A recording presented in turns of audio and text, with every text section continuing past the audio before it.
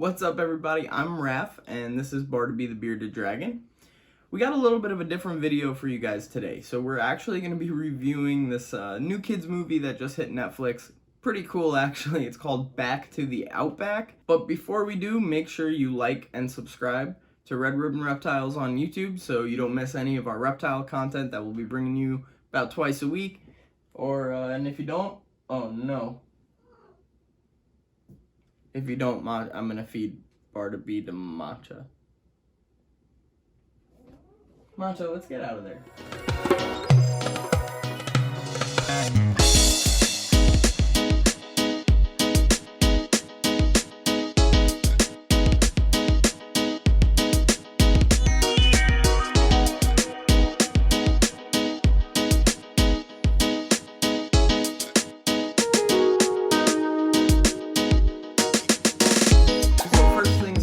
This movie is set just outside of Sydney, Australia, or the beginning anyway. It's also partially set in the outback of Australia, of course, which is where Bartleby's ancestors are from, and that's why she's here with us today. The story follows a few characters that are actually captive animals inside of this wildlife park, and more specifically the ugly animals, right? So the scaly ones, the little creepy crawly ones.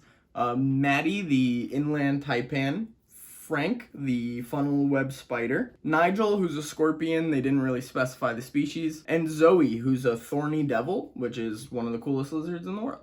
Another main character is Pretty Boy, but he's a koala, because of course everybody loves the cute, cuddly, and fluffy ones. As I was saying, these animals are considered ugly and disgusting, grotesque monsters that are just kind of put on display in the wildlife park, not to be like educationally presented for the beauty that really all nature possesses, but they're there for fear, you know, to scare the community, and that's a whole different issue, but we'll get into what the movie does wrong, and but more importantly what it does right, because it's a good movie. So of course some of these animals in the movie are dangerous. The inland taipan has drop for drop the most powerful venom of any snake, and that's the main character of the movie. And then you have the funnel web spider, which is pretty venomous, can definitely cause a threat to people.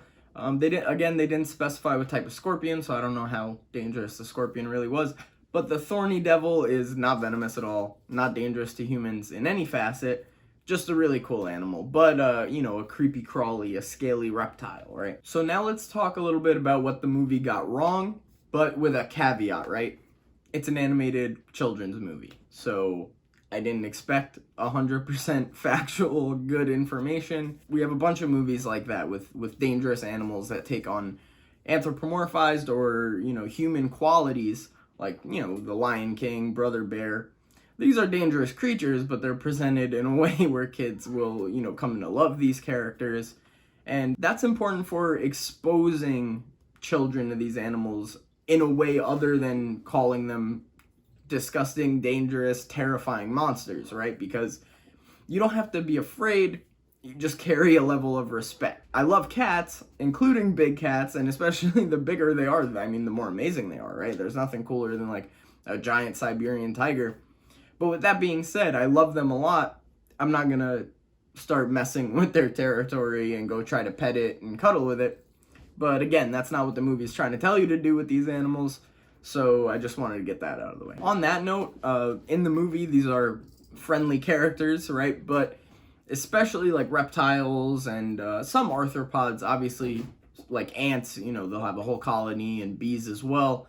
But in general, the characters in this movie, or the real animals that they're based off of, are going to be more like antisocial, territorial creatures that usually don't even want to deal with their own species. Some of that, it's wrong, but that being said, what they did do was they did a great job of making these animals seem more like, at the very least, part of the world with us, you know what I mean? Instead of being this, like, these scary things that no one should ever deal with or look at or think about, they let people open their eyes to the possibility of these being cool creatures, right? So a lot of people are afraid of snakes, but when you get to know Maddie, the taipan, in this movie, I think it has potential to get people at least a little bit out of their comfort zone and maybe change their perspective on snakes, which is really cool. Oh, and the last thing in the movie is like the specifically Maddie, right, was seeking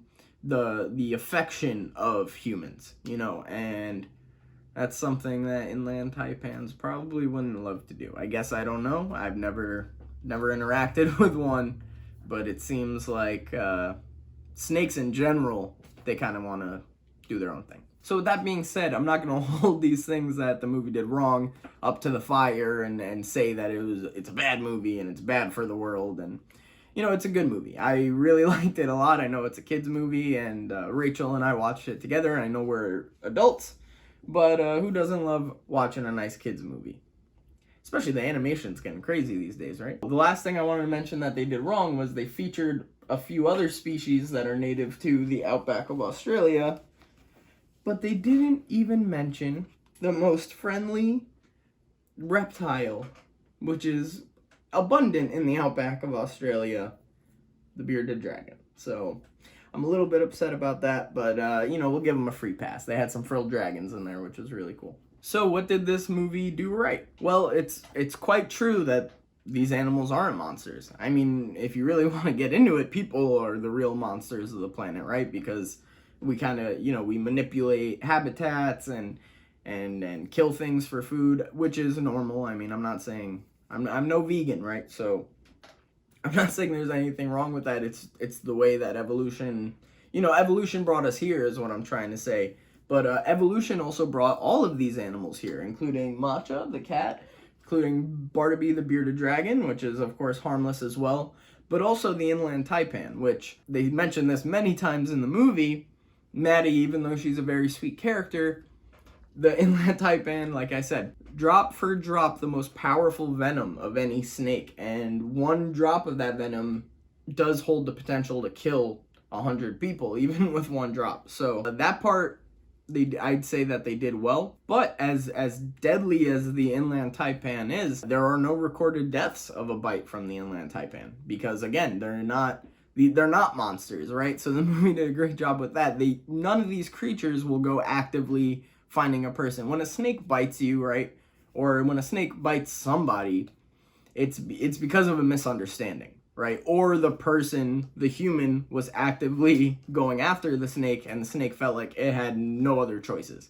I say misunderstanding because, you know, in countries like India and all that, where there are a lot of snake bites, it's often because if there's a cobra hunting a rat, and that rat found a nice little refuge in a home of a human, well, now there's a cobra where a human lives. And if that cobra just so happens to slither onto a bed, let's say, and the person rolls over, the cobra might bite, but the cobra did not go out looking to mess with a person, you know. And the same thing goes for the taipans, the same thing goes for funnel web spiders, the same thing goes for scorpions. Dangerous, sure, right? But none of these creatures are aggressive, angry monsters that are trying to hurt you. That brings us to the next point. So it's called Back to the Outback, right? In a sense, they got that part right because these animals just want to live in a suitable habitat. That's it. They don't want to, they're without predators, right?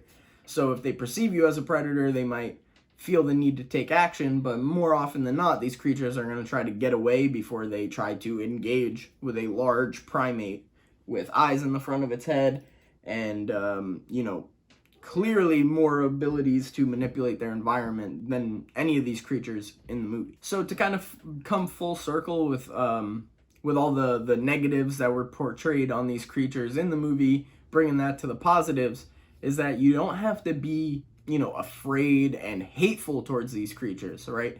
What's important is to educate yourself and develop if we know that taipan can kill and it is that deadly, we're going to do a better job of making sure that they stay in their habitat and make sure that we don't kind of impede on their habitat or cause them any trouble in any way.